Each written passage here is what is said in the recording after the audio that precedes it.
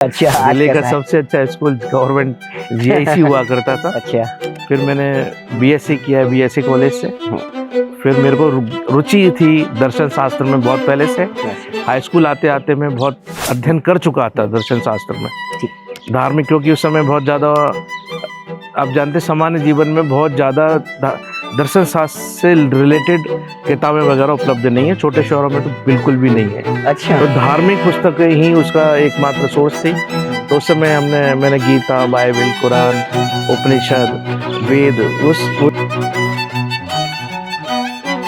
तो मैं आपको बता दूं, आज मैं हूं जवाहर पार्क में और एक ऐसे शख्स ने राजनीति में एंट्री ली है जो कट्टर ईमानदार है।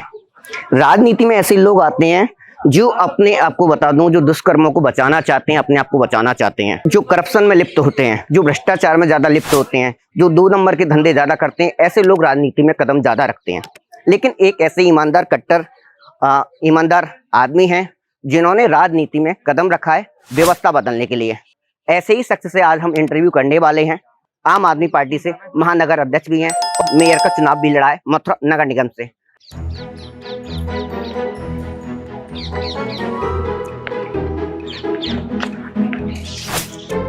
बहुत बहुत स्वागत है सर आपका। नमस्कार जी, धन्यवाद। कैसे हैं आप? बहुत अच्छा, बैठ जाइए। जी जी प्लीज। कई सारे मैंने इंटरव्यूज जो आपके साथ में किए हैं। जी जी आज थोड़ा सा हम आपसे पर्सनली रहेंगे। जी जी। क्योंकि कुछ लोग होते हैं राजनीति में इसलिए आते हैं जो 2 नंबर का काम करते हैं, करप्शन करते हैं, घोटाला करते हैं, 2 नंबर का काम उन्हें करना होता है या पुलिस से बचना होता है।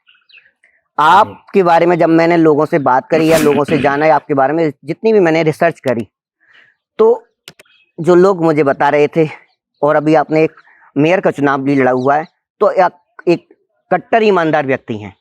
आपकी एक भारत गैस एजेंसी है, आपकी 2 फैक्ट्री भी हैं, जिन लोगों से मुझे पता चली। तो आप मुझे ये बताइए कि राजनीति में आप क्यों आना चाहते हैं? राजनीति की आवश्यकता क्यों पड़ी जब आपके पास में इतना सब कुछ है? तो देखिए विकास जी, मैंने पहले भी इस बात को कहा है। मैं कहता हूँ कि ये कहावत है कि कोई भी माँ के पेट से सीख के पैदा नहीं होता। हाँ, यहीं आके चीज़ें सीखते हैं। ठीक है। लेकिन राजनीति के बारे में कहा जाता है कि आदमी माँ के पेट से ही सीख के पैदा होता है। एक जन्मजात लक्षण होता है, जन्मजात गुण होता है।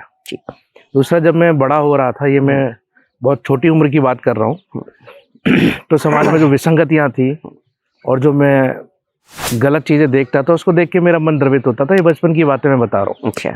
और 14 वर्ष के होते होते ये मेरे अंदर से ये इच्छा जागृत हो गई कि जो सबसे बड़ा काम है मानव जीवन में, ये दार्शनिक बात है थोड़ी सी, जो सबसे बड़ा काम है मानव जीवन में वो है सेवा, और उसका जो सबसे अच्छा माध्यम है वो राजनीति है, और सबसे इफेक्टिव। क्योंकि आप अगर भारत में ही नहीं पूरे विश्व में अगर देखेंगे तो सबसे ज्यादा अगर कोई विधा प्रभावित करती है एक आम आदमी के जीवन को, तो वो राजनीति है। हम सबका जीवन राजनीति से जुड़ा हुआ है और उसका हमारे ऊपर बहुत गहरा असर होता है। तो ये मैंने बचपन में तय किया था कि मैं अंतोगत तो एक दिन राजनीति में जाऊंगा। तो ये मेरा बचपन से ही विचार था।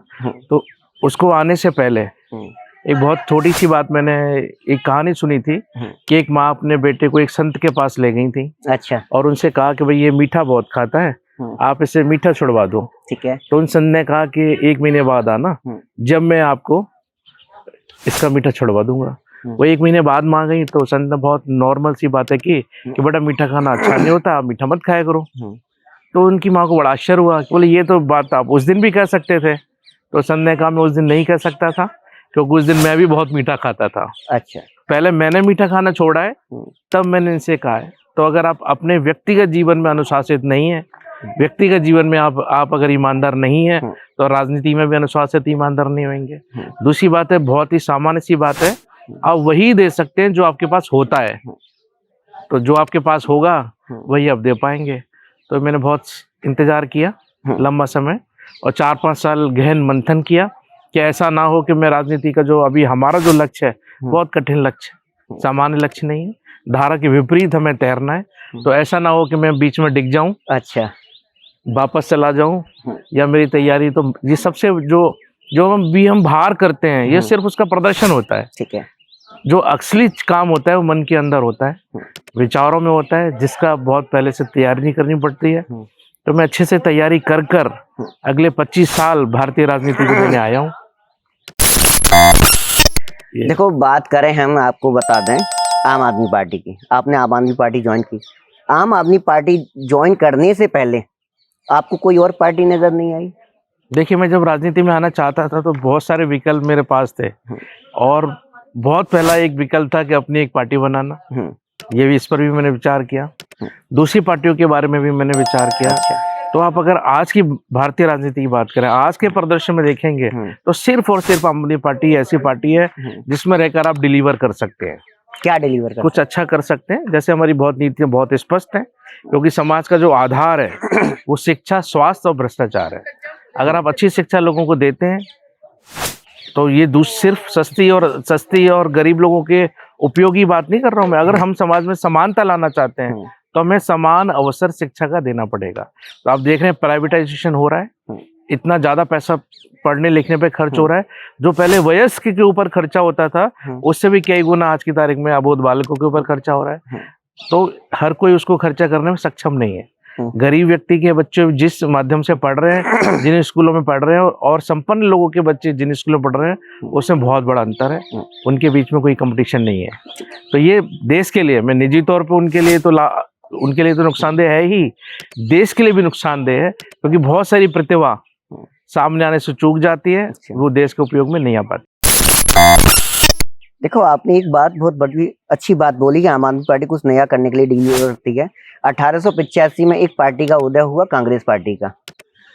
उन्होंने कई सारी स्थापनाएं करी, इसरो की स्थापना करी, एम्स की करी, IIT की करी, IIM की करी। आपने नया क्या किया? आपकी पार्टी ने?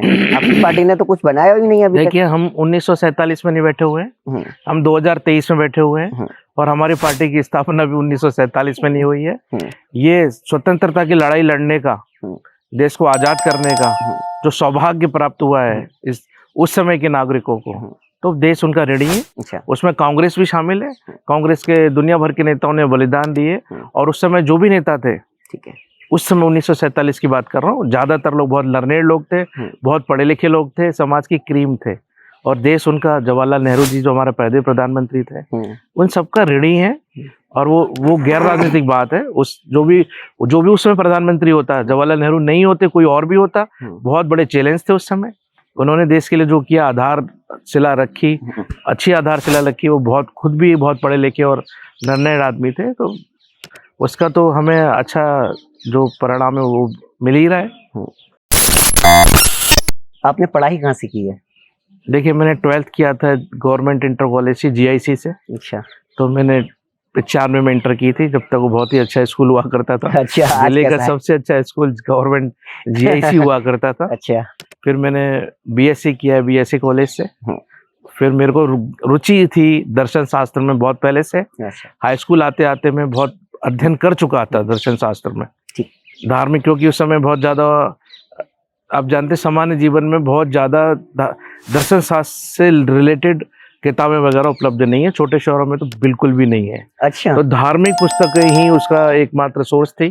तो उस समय मैंने गीता, बाइबल, कुरान, उपनिषद, वेद, वो चीजें पढ़ी थी जैसे भी उपलब्ध हो पाया। अच्छा। मेरी बहुत गहन रुचि थी। मेरा परिवार इससे थोड़ा सा असंतुष्ट भी थे, डरे हुए भी थे।